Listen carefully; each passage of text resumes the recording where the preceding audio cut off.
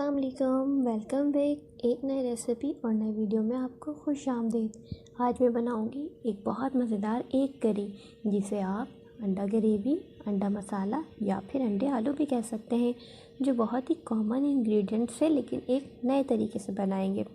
इसलिए ये रेसिपी जितनी दिखने में खूबसूरत लग रही है उतनी ही ये खाने में भी मज़ेदार है। इस रेसिपी को बनाने के लिए मेरे पास मौजूद है एक अदद प्याज, जिसको बारीक काट कर मैंने फ्राई कर लिया है, क्रिस्पी फ्राई। 4 अदद बड़े टमाटर, जिनको काट कर मैंने थोड़ा सा ऑयल में सौटे करके सॉफ्ट कर लिया है।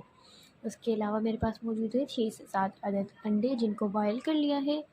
1 चम्मच खसखस और तिल, सफ़ेद तिल, जिनको मैंने भून लिया है। थोड़े से खड़े मसाले, जिसमें शामिल है ज़ीरा, तेज़पात, इलायची और लौंग। 3 हरी मिर्चें, जिनको बारीक काट लिया है। 3 अदद आलू, जिनके मैंने क्यूब्स में कटिंग कर ली है। और उसके अलावा मेरे पास मौजूद है लहसुन अदरक का पेस्ट। जी, अब यहाँ पर एक चीज़ मैंने करनी है, वो ये कि मैंने यहाँ पे ऑयल में इन एग्स को हल्का सा गोल्डन ब्राउन करना है। इस ऑयल में ब्राउन करने का मकसद ये है कि मुझे वो तमाम फ्लेवर्स जो आलू में शामिल है, मैंने आलू में ऐड किए हैं, वो मुझे अंडों के अंदर चाहिए। इसीलिए मैं यहीं पर आलू को थोड़ा सा साइड में करके अंडों को गोल्डन कर लूँगी। आप देखें कि कितना अच्छा सा कलर अंडों के ऊपर आ गया है, गोल्डन कलर। इन फ्लेवर्स की वजह से ही मैंने इसको इसमें किया है, अदरवाइज़ हम इनको सेपरेट भी कर सकते थे। आलू अब अच्छे से गोल्डन ब्राउन हो गए हैं। अब मैं इसमें 1 बड़ा खाने का चम्मच लहसुन अदरक का पेस्ट शामिल कर इसको अच्छे से भूनूंगी कि लहसुन का कच्चापन निकल जाए और एक अच्छा सा फ्लेवर आलू में आ जाए।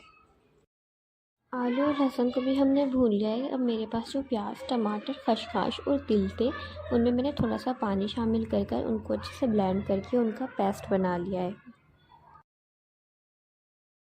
अब इस पेस्ट को हम आलू में शामिल कर देंगे, अच्छे से इसको चलाएंगे, मिक्स कर देंगे अच्छे से हर चीज़ को।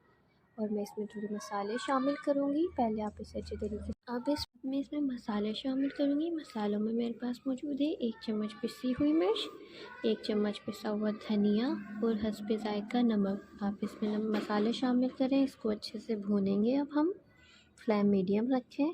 मसाले शामिल करके मैंने मीडियम फ्लेम पर अच्छे से इसकी भुनाई कर ली। आपने एक बात को याद रखना है, अपने फ्लेम को मीडियम रखना है। आप तेज़ करेंगे तो आपका मसाला जल जाएगा। यहाँ पर भुनाई हो रही है। जब मसाले में ऑयल नज़र आना शुरू हो जाए तो इसका मतलब है आपकी जो अच्छे से भुनाई हो चुकी है।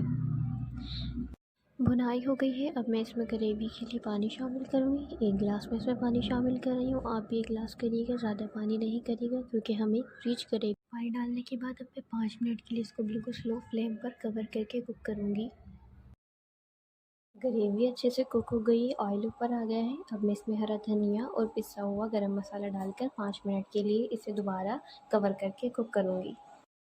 हमारी डिश बिल्कुल तैयार है। अब हम इसे डिश आउट करेंगे। आपने बॉईल किए हुए एग्स को कटिंग करके डिश में रखना है और ऊपर से उसमें जो ग्रेवी तैयार की है वो डालनी है। गार्निशिंग के लिए थोड़ा सा धनिया आप इसमें रख दीजिए। अब हमारी मज़ेदार सी डिश बिल्कुल तैयार है। अगर आपको रेसिपी पसंद आई है तो लाइक करना ना भूलें और मज़ीद अच्छी रेसिपीज़ के लिए चैनल को सब्सक्राइब कर दें। अल्लाह हाफ़िज़।